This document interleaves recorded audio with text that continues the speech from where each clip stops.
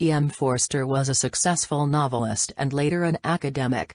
Three of his novels, A Room with a View, 1908, Howard's End, 1910, and A Passage to India, 1924, have been made into films. In 1927 he was invited to give a series of lectures which were later published as aspects of the novel. To the modern reader, Forster's comments may suffer from their age. When he first shared his thoughts, talking movies were new and many of the 20th century's leading novelists and playwrights had still to emerge. More recently, with the appearance during the 1980s and 1990s of detailed manuals on the craft of storytelling, his insights can seem superficial. But his observations are a primer in the essentials of storytelling. He makes a clear distinction between story and plot, and emphasizes the relationship between character and incident. And his discussion of fantasy, prophecy and rhythm encourages us that truly great writing goes beyond storytelling. Story. A story is a narrative of events arranged in their time sequence. It simply tells us what happened and in what order. It is the time sequence which turns a random collection of episodes into a story. But chronological sequence is a very primitive feature and it can have only one merit, that of making the audience want to know what happens next.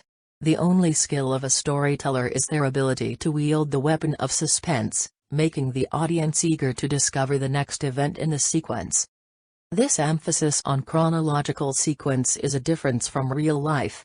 Our real lives also unfold through time but have the added feature that some experiences have greater value and meaning than others. Value has no role in a story, which is concerned with the life in time rather than the life by values. And because human lives measured by time consist of nothing more than the business of getting old, a story cannot sincerely lead to any conclusion but the grave. The basis of a novel is a story, the narration of events in the order they happened, but storytelling alone can never produce a great novel. The simple chronological narrative of war and peace only manages to achieve some kind of greatness because it has extended over space as well as time, and the sense of space until it terrifies us is exhilarating, and leaves behind it an effect like music.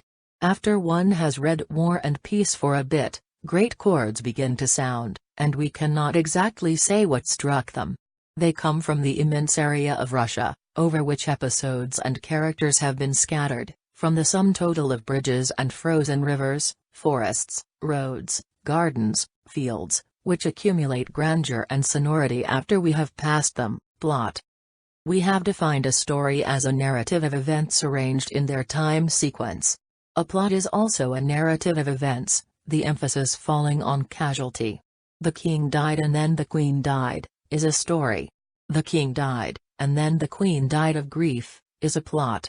The time sequence is preserved, but the sense of casualty overshadows it. Consider the death of the queen. If it is in a story we say and then. If it is in a plot we ask why.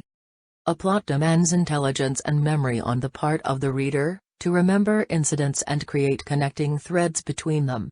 This allows the novelist to delay explanations and introduce human mystery to the narrative. Mystery is essential to a plot, and cannot be appreciated without intelligence. Part of the mind must be left behind, brooding, while the other part goes marching on. This relationship between cause and effect also connects the characters with the plot. Incident springs out of character, and having occurred it alters that character. People and events are closely connected. The balance between them is sometimes difficult to achieve though, because characters, to be real, ought to run smoothly, but a plot ought to cause surprise. Sometimes a plot triumphs too completely. The characters have to suspend their natures at every turn, or else are so swept away by the course of fate that our sense of their reality is weakened. Fantasy and prophecy. The general tone of novels is so literal that when the fantastic is introduced it produces a special effect. Fantasy implies the supernatural, but it may do this by no more than simply hinting through a magical quality in events. The stuff of daily life will be tugged and strained in various directions, the earth will be given little tilts mischievous or pensive. Forster includes parodies and adaptations of earlier works as forms of fantasy which allow another writer's imagination to take flight. Parody or adaptation have enormous advantages to certain novelists, particularly to those who may have a great deal to say and abundant literary genius, but who do not see the world in terms of individual men and women, who do not, in other words, take easily to creating characters. Prophecy is an accent in the novelist's voice. His theme is the universe, or something universal. The characters and events still have a specific meaning within the story, but they also have greater resonances. In Dostoevsky, the characters and situations always stand for more than themselves, infinity attends them. This is different from symbolism, in which characters and events represent concrete meanings. Rather, prophecy is about mysterious, imprecise meanings which connect us with the history of humankind. It is not a veil, it is not an allegory. It is the ordinary world of fiction, but it reaches back. Melville, after the initial roughness of his realism, reaches straight back into the universal, to a blackness and sadness so transcending our own that they are undistinguishable from glory. Pattern and rhythm. A novel has a pattern when it has a geometric shape, such as the hourglass shape of one character's social fall crossing over with another's social climb, or the circular shape of a character moving from one new acquaintance to the next until they finally return to their starting point. Pattern is an aesthetic aspect of the novel, and though it may be nourished by anything in the novel, any character, scene, word, it draws most of its nourishment from the plot. Whereas the story appeals to our curiosity and the plot to our intelligence, the pattern appeals to our aesthetic sense, it causes us to see the book as a whole. But forcing the characters to fit an external pattern, instead of allowing the plot to grow organically, causes a novel to lose the immense richness of material which life provides. To most readers of fiction, the sensation from a pattern is not intense enough to justify the sacrifices that made it, and their verdict is beautifully done, but not worth doing. Rhythm, on the other hand, is like a musical motif which reappears with slight variations and helps to unify the novel. Such a motif has a life of its own, unconnected with the lives of its auditors. It is almost an actor, but not quite, and that not quite means that its power has gone towards stitching the book together from the inside.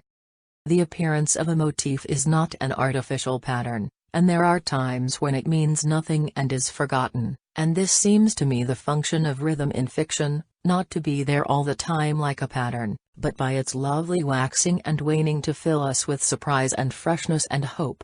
I doubt that it can be achieved by the writers who plan their books beforehand. It has to depend on a local impulse when the right interval is reached.